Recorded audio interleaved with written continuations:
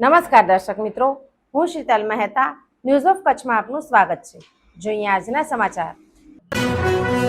સેલારી ગામના સરપંચ મહેશ ચૌધરીને કચ્છ જિલ્લા વિકાસ અધિકારીએ સસ્પેન્ડ કર્યા। રાજકીય વર્તુળોમાં ચકચાર। રાપર તાલુકાના સેલારી ગામમાં રાજકીય અને વહીવટી વર્તુળોમાં ભારે ચર્ચા જગાવતો મોટો નિર્ણય સામે આવ્યો છે। સેલારી ગ્રામ પંચાયતના સરપંચ મહેશભાઈ ધનજીભાઈ ચૌધરીને જિલ્લા વિકાસ અધિકારી કચ્છ ભુજ દ્વારા બીજી વખત સરપંચ પદ પરથી સસ્પેન્ડ કરવામાં આવ્યા છે।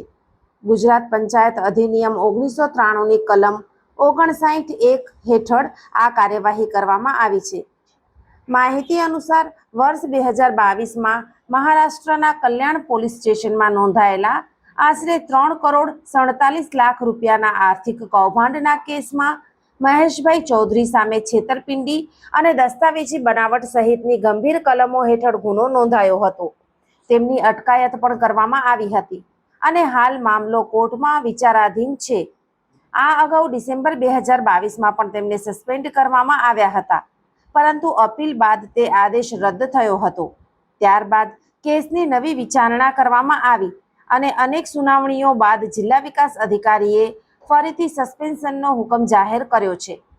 સરપંચ દ્વારા ફરિયાદ પાછી ખેંચાઈ હોવાની અને કેસ રાજકીય દ્વેષભાવથી પ્રેરિત હોવાની દલીલ કરવામાં આવી હતી, પરંતુ જિલ્લા વિકાસ અધિકારીએ આ રજૂઆતોને ફગાવી દીધી હતી। હુકમમાં જણાવાયું છે કે ગંભીર આરોપો ધરાવતા વ્યક્તિને સરપંચ પદ પર ચાલુ રાખવાથી ગ્રામ પંચાયતના વહીવટ અને જાહેર વિશ્વાસ પર પણ અસર પડી શકે છે। આ સસ્પેન્શન ફોજદારી કેસનો અંતિમ નિકાલ ન થાય અથવા સરપંચ તરીકેની મુદ્દત પૂર્ણ ન થાય ત્યાં સુધી અમલમાં રહેશે। ઉલ્લેખનીય છે કે મહેશભાઈ ચૌધરી તાજેતરમાં ચૂંટાયેલા તાલુકા પંચાયતના ભાજપ સભ્ય વિમળાબેન ચૌધરીના પતિ છે, જેના કારણે સમગ્ર મામલો હવે સ્થાનિક રાજકીય વર્તુળોમાં ચર્ચાનો વિષય બન્યો છે। હવે સૌની નજર એ વાત પર છે કે આ નિર્ણય બાદ સેલારી ગ્રામ પંચાયતના વહીવટ અને સ્થાનિક રાજકારણમાં આગળ શું ફેરફારો જોવા મળે છે।